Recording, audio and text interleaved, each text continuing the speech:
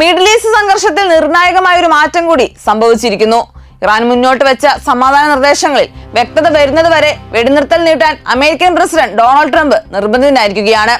April 22-ന് അവസാനിക്കേണ്ടിയിരുന്ന വെടിനിർത്തൽ കാലാവധി നീട്ടുമ്പോൾ അത് അമേരിക്കയുടെ ഔദാര്യമല്ല, മറിച്ച് ഇറാന്റെ വിട്ടുവീഴ്ചയില്ലാത്ത നിലപാടുകൾക്ക് മുന്നിൽ അമേരിക്ക കൈക്കൊള്ളേണ്ടി വന്ന നയതന്ത്രപരമായ പിൻവാങ്ങലാണ്. മേഖലയിലെ സമാധാനം എന്നത് ഇറാന്റെ കൂടി താല്പര്യമാണെന്ന് തെളിയുന്നതാണ് ഈ നീക്കം.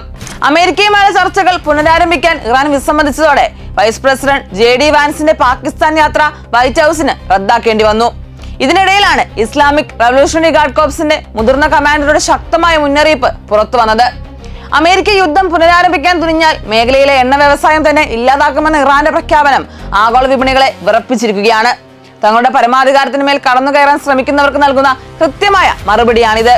സ്വന്തം വിഭവങ്ങളും അവകാശങ്ങളും സംരക്ഷിക്കാൻ ഏതറ്റം വരെയും പോകാൻ ഇറാൻ സജ്ജമാണെന്ന് ഈ നിലപാട് വ്യക്തമാക്കുന്നു. ഊർജ്ജ വിപണികളെയും ആഗോള സമ്പദ് വ്യവസ്ഥയും തകിടം മറിക്കുന്ന ഒരു യുദ്ധത്തിലേക്ക് നീങ്ങാൻ നിലവിൽ അമേരിക്കയ്ക്ക് ഭയമുണ്ട്.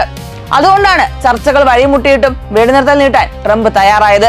പാകിസ്ഥാൻ വേദിയാകേണ്ടിയിരുന്ന രണ്ടാം ഘട്ട ചർച്ചകളിൽ നിന്ന് ഇറാൻ വിട്ടുനിന്നത് തങ്ങളുടെ അന്തസ്സ് പണയപ്പെടുത്തിക്കൊണ്ടുള്ള ഒരു ഒത്തുതീർപ്പിനും തയ്യാറല്ലെന്ന പ്രഖ്യാപനമാണ്. പശ്ചിമേഷ്യയിലെ അമേരിക്കൻ താല്പര്യങ്ങൾക്ക് ഇറാന്റെ സൈനികവും നയതന്ത്രപരവുമായ കരുത്ത് വലിയൊരു ഭീഷണിയായി തുടരുന്നു.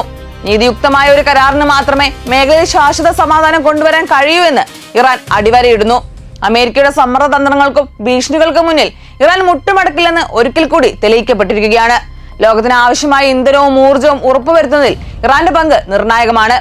ആഗോള സമ്പദ് വ്യവസ്ഥയുടെ താളം തെറ്റിക്കാതെ മാന്യമായ ചർച്ചകൾക്ക് അമേരിക്ക തയ്യാറാകുമോ അതോ വീണ്ടും യുദ്ധത്തിന്റെ പാത സ്വീകരിക്കുമോ എന്നാണ് ഇനി കണ്ടറിയേണ്ടത്. ഇറാന്റെ കരുത്തുറ്റ നിലപാടുകൾക്ക് മുന്നിൽ ട്രംപ് ഭരണകൂടം എന്ത് നിലപാട് സ്വീകരിക്കും? വരും ദിവസങ്ങളിൽ മിഡിൽ ഈസ്റ്റിന്റെ ചരിത്രത്തിൽ നിർണായകമാണ്.